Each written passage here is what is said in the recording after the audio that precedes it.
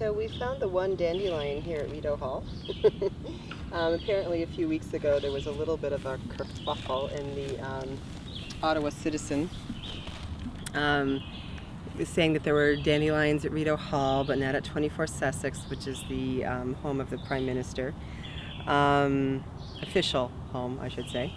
And all I can say is, you know, power be to the dandelions. And actually there's another little one over there, but I think Canadians have made a decision, some of them anyways, that they would rather have a few dandelions and less kids with cancer, less kids with ADD, ADHD, brain tumors.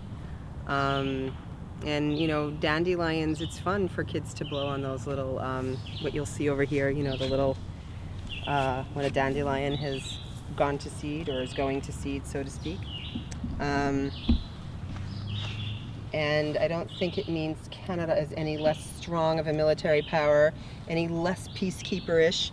Canada is just a nation that values its environment and the health of its citizenry, and especially the most vulnerable, the children.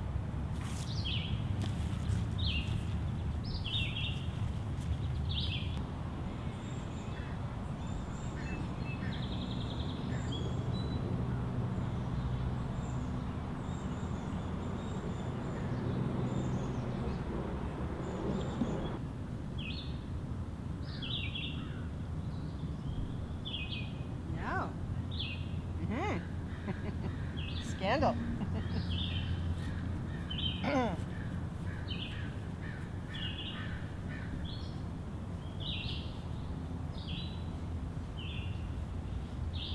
Well, this one's unknown. So, anyways, the scandal here is that we have a fox.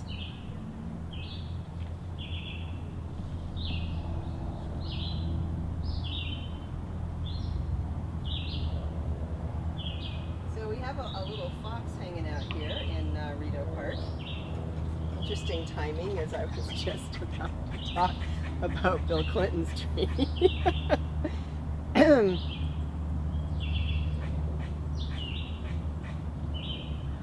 You know, it reminds me, seeing this fox reminds me of one of the statements that one of the organic landscapers in New Hampshire said.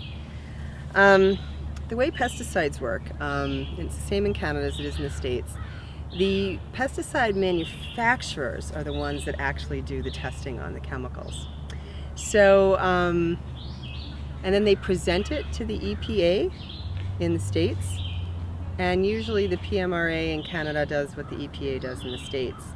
And my friend had said, it's like the fox guarding the hen house.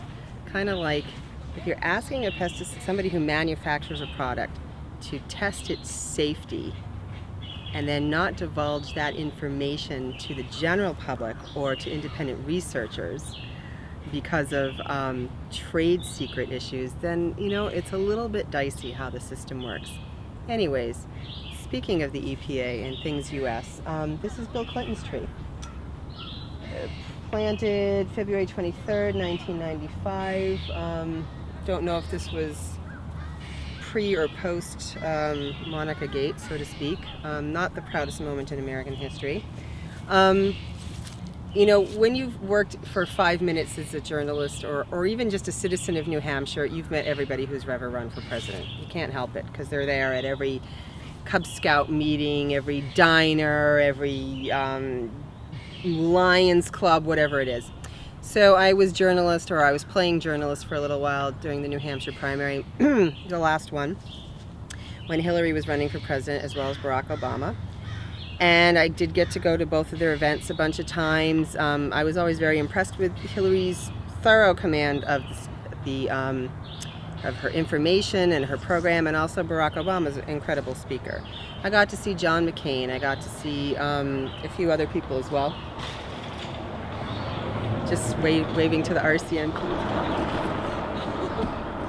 And so anyways, back to the Bill Clinton story. So it's January, it's 2008.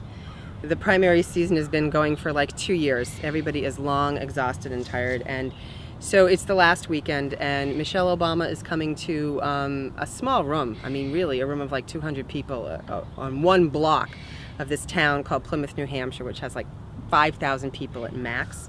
And Bill Clinton is at a bar speaking later that night, a bar and restaurant he went into. And really, literally, we were running back and forth. Maybe it was Bill Clinton first, I can't remember, but to have the spouse of a potential president and a former president himself, as well as the spouse of the present president in the same block of a 5,000 person town on the same night is kind of exciting.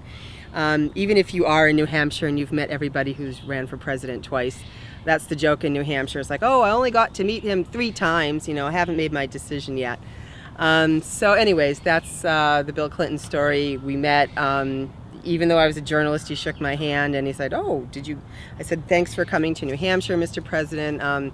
We were with you up in Conway earlier today. And he's like, oh, did you have fun up there? He's an affable guy. And being a politician is not easy. It's a long road. Here in Canada, there is no primary season. There's a month-long election period, which I wish we would use in the States. Even if we cut it down to just 6 months, it would be incredible. But here, they're going to call an election. Usually it's the prime minister and something happens, some sort of a crisis that brings it about, and then it's the governor general who dissolves parliament. Is this true, Andre? Well, we'll find this out. I'm not born here, but I'll have to study for a citizenship test if I decide to become Canadian. So anyways, we'll check on that. And then what happens is a parliament is dissolved and an crazy election period, all in a month, happens. It's the same thing. They go to the Canadian equivalent of the Scouts and the Lions Club and, the diners and all that, and meet and greet, and probably go to a lot of Tim Hortons if I'm not right, because Tim Hortons is the ultimate donut spot in Canada. So thank you, Mr. President, Mr. Bill Clinton. We're off to see more of Rideau. Look up here, up into these trees, you can see an area where a couple of the branches are overlapping on this walkway. And there's a reason for that. On this side, we have the tree that Jack Kennedy planted in May of 1961. And on this side, we have the tree, the red oak, that Jacqueline Kennedy planted in May of 1961 as well. Now, I will be honest, recently I have seen a couple of shows that talked about Jack Kennedy's, shall we say, extracurricular activities. Boy, he really was a philanderer. So it isn't the fairy tale that we thought it was, but, I still respect their role in history for sure. But Jack Kennedy sure got around. Luckily, his tree had some stability, as did Jackie's. She's a woman I really admired a lot. She went on and had her own wonderful career in publishing after her second husband died. But back then, that was Camelot, and so we functioned on mythologies and love stories.